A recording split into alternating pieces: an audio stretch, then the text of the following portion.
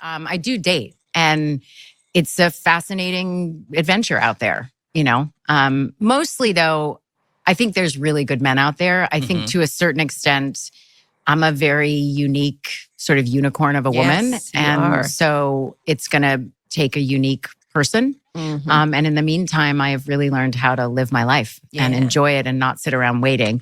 I was saying to someone recently that I'm one of the first generations of choice, and it's not anymore, which really, there was a window and that has shifted. And I do think that that's going to change dating for women so much. When you mean you've been the sort of the product of choice. Yeah, like the assumption of Roe v. Wade and the ability for a woman to find her own delight and pleasure and choice around how she navigates dating or how one would navigate dating. And we're in a different world now. And I'm curious what that will look like. It frightens me for younger girls because of many reasons, obviously.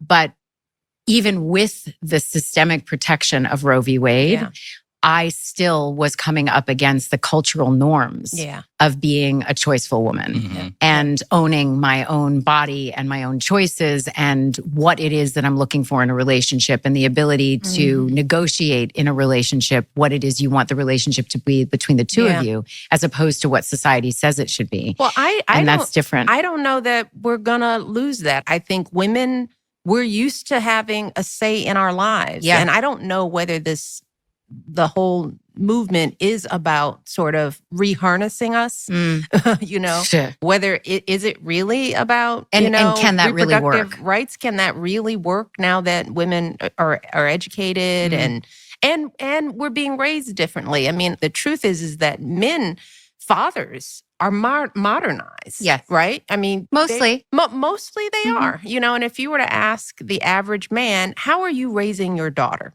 Because you love her. The average father that loves their daughter wants them to be excellent, and they want them to have opportunity and freedom. When you think about you don't want your daughter saddle marrying some guy that chose her because he just didn't think about anything else and who believes that her body is his choice. Exactly. So I don't think a lot of leaders are thinking about that. You know? Well, and they haven't been asked to, because I think it's not always a context that if it's an area that you don't have to think into, right? But I think there is, it is a genuine, regular thought process for me.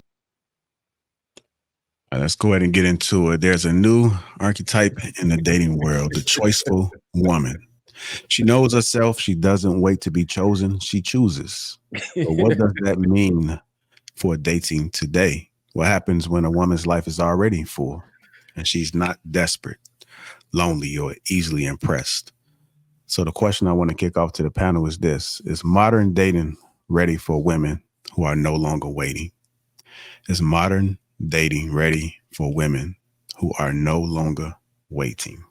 When you say no longer waiting, are you meaning no longer waiting for sex? No, we're not talking about sex. We're just talking about just waiting. I mean, her cup is full. She's already equipped. She has choices.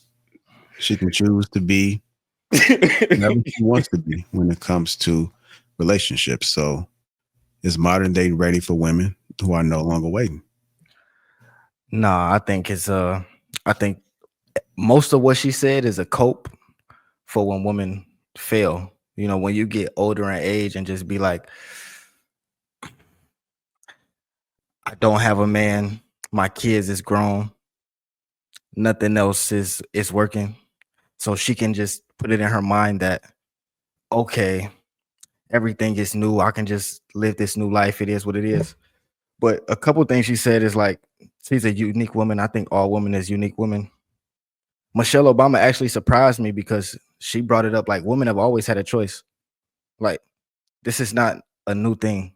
So I don't know. Like I said, it's just a cope for women, for real. And when she said fathers are modernized, I can understand that. I hear that. I get what she's saying. At first, it made me turn on my face, but I understood what she was saying because I hear a lot of guys say that. They say, oh, I don't want my daughter to be with no bum. Or I would hear a lot of women say, my dad told me not to deal with a certain type of guy and stuff like that, or to get it on my own and not to depend on no guy. And to me as a man, I'm like, wow, your dad, your father taught you not to depend on a man. So I get both sides of the coin, but what Tracee Ellis Ross was saying is she just coping. She's single, old. It is what it is. God bless her. Okay. Can I get a clarification by what it means to be a modernized man? She's saying basically that if your daughter wants to go out to club, you say, okay, go to the club. That's what all the girls is doing. Your daughter has a boyfriend. Okay, let her date. That's what all the girls is doing. That's the gist of it. Of course, there's other things, but that's what I got from it, you know. Wait, but I got a question, because you said telling the father telling daughters not to date a bum. Like, hasn't that always been a thing since the beginning of time? You talking about me? Yeah. I mean, I don't know. This is my first time hearing about this, and I did hear what she said, but again, it's like I probably misspoke. I probably did misspoke if I said bum. As far as I just hear women say, I've heard women say, my father taught me not to depend on a man, and I should go get it myself. Not we as men, we know that no woman should deal with no bum, but I've heard women say that my dad taught me to go get it myself and I shouldn't depend on the man. And as a man, I be like, damn, where did he learn that? So that's what I gather from her saying modernized man when they dealing with their daughters or their children in general. So the philosophy of how their daughters should date should align with the current times, is what you're saying. It's not that he's a modernized man. It's just that the way he is trying to bestow the philosophy of dating and mating to his child is modernized. Yeah, because he doesn't want to be, because, you know, he may have a wife and he may have other kids and he'd be like, oh, let her go do.